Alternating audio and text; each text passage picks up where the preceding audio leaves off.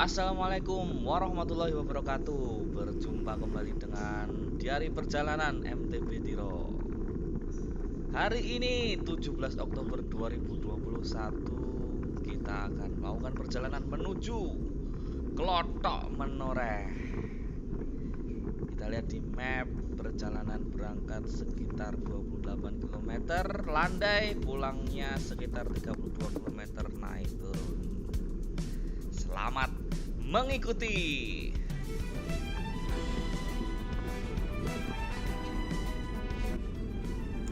Pukul 6.30 pagi, rombongan sudah melintasi tengah-tengah pasar buah dan sayur gamping. Yang kebetulan hari itu beberapa pelapak non buah, penjual-penjual kelitian juga menggelar dagangannya.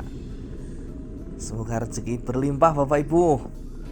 Kita semua berdoa pandemi di Indonesia ini segera berakhir. Semuanya rezeki bisa mudah didapat kembali dan naik sepeda bisa bebas seperti dulu lagi. Amin. Amin amin amin ya rabbal alamin. Kita keluar dari pasar buah dan sayur gamping. Kita akan berbelok kiri ke arah Godean.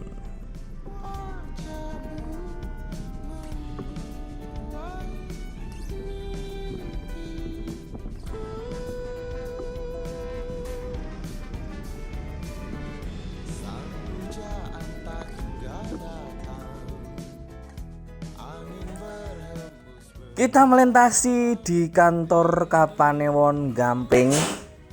Ada yang lain, saya ulangi lagi saudara-saudara.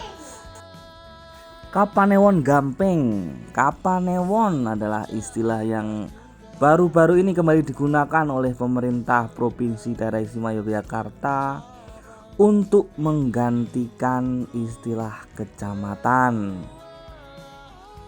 Beberapa orang bertanya apa artinya Kapanewon, yang semua orang tahu. Saya kira bahwa Kapanewon berasal dari kata panewu atau seribuan.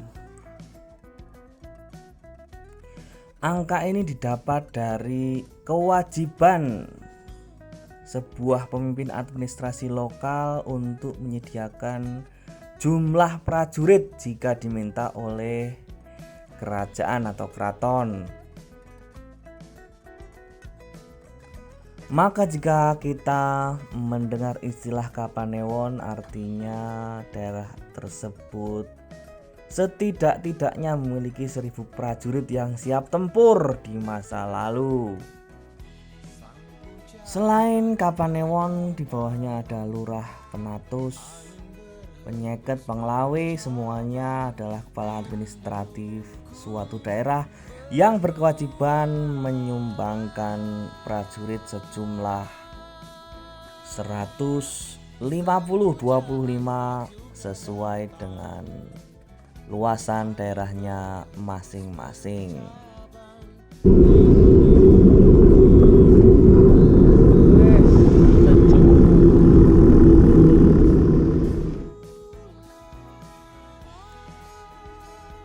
Tidak terasa kita sudah berada di Kapanewon Godean. Sebentar lagi kita akan memasuki daerah Moyudan.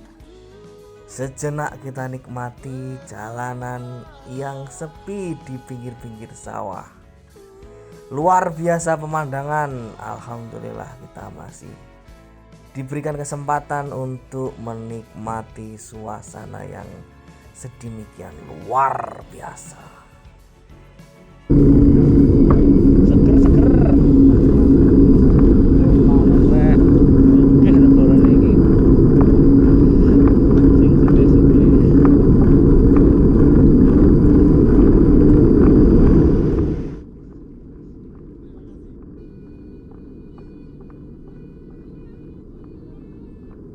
Hamparan sawah berada di sepanjang perjalanan kita. Padi mulai menguning, Pak Tani mulai berkumpul di sawah untuk panen. Sementara di kejauhan kita bisa melihat semburat samar, tersamar oleh birunya langit, sebuah pegunungan yang sangat ikonik, Pegunungan Menoreh di sepanjang Kulon Progo, Magelang, dan Sleman. Sebuah pegunungan yang menyimpan banyak sejarah. Sampai-sampai Pak Singgih Hadimintarjo terinspirasi dengan pegunungan ini sehingga terbitlah sebuah cerita bersambung di kedaulatan rakyat waktu itu, Api di Bukit Menoreh. Sebuah masterpiece yang mengisahkan latar belakang terbentuknya Kerajaan Mataram Islam kuno. Cerita yang mengisahkan tokoh utama Ki Ageng Sedayu, Danang Sutawijaya, bersambung begitu panjang hingga kedua murid Agung Sedayu yaitu Glagah Putih dan Roro Wulan.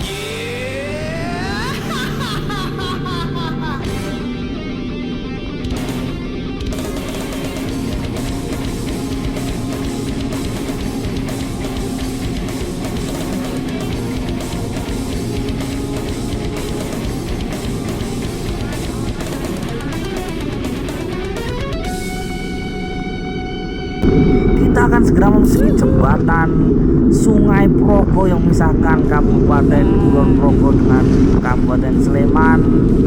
Setelah ada dronjongan yang cukup panjang sesuai fitrahnya, setelah itu sudah pasti akan ada tanjakan. Inilah ujian. Gaske wae.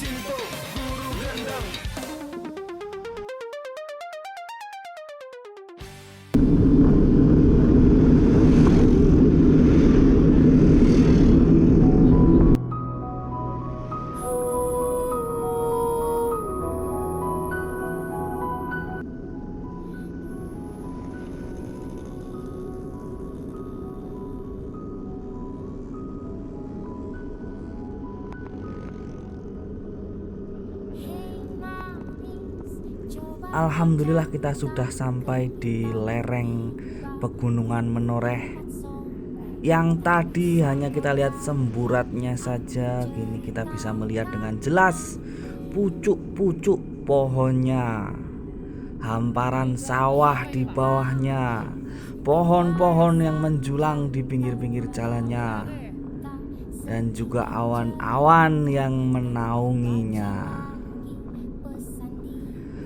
Pemandangan yang luar biasa indah ini bisa kita saksikan, bisa kita nikmati jika kita bersepeda ke sekitar perbukitan Menoreh ini.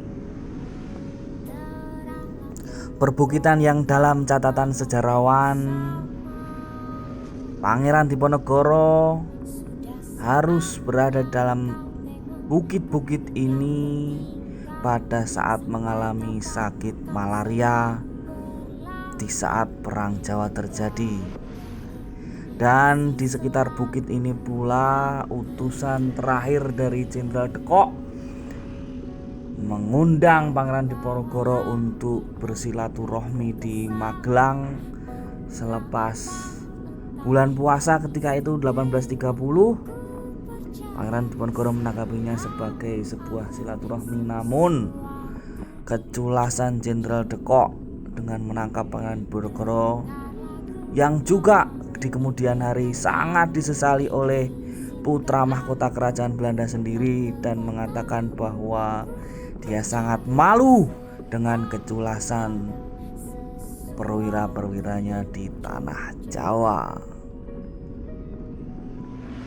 Maka dapat kita bayangkan pada tahun-tahun itu di Perang Jawa 1825 hingga 1830, perbukitan ini tentu belum diaspal. Pangeran Diponegoro hanya ditemani oleh 2 orang pengiring setianya, Joyodroto atau Joyoroto. Satu lagi adalah Banteng Wareng yang dengan setia menemani pangeran pada saat beliau diserang penyakit malaria.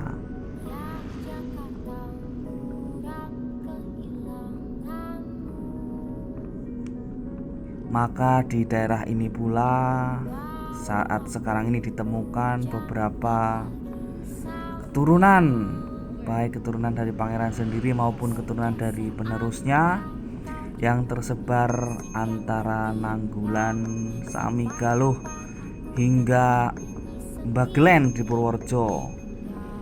Dan daerah-daerah ini pula terkenal sebagai supplier perwira-perwira angkatan bersenjata Republik Indonesia dengan kesetiaan dan kehormatan mereka. Baik, kita beristirahat sejenak di Kopi Klothok Merapi, mengambil nafas, dan sekedar mengabari keluarga di rumah bahwa kita sehat-sehat dan gembira-gembira saja dalam perjalanan ke Kopi Klothok ini.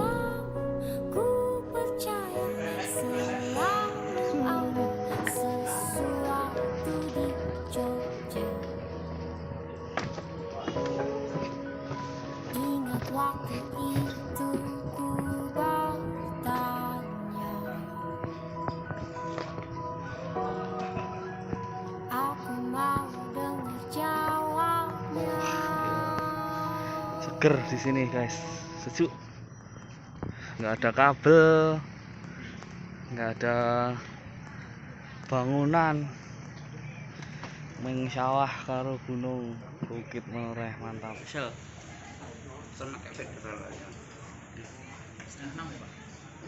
Pak Bos, terima kasih Pak Parman sudah ditraktir. Ya, sama-sama. Terima kasih juga. Santai. Ini foto-fotoan bar.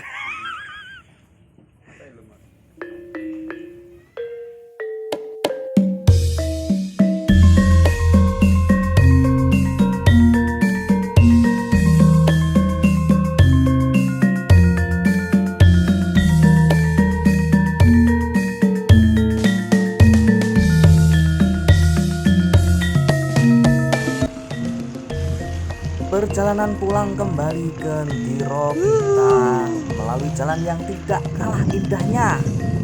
Kali ini kita memilih menyusuri selokan yang dirancang khusus untuk mengairi persawahan subur yang berada di lereng-lereng perbukitan menoreh di Kulon Progo ini.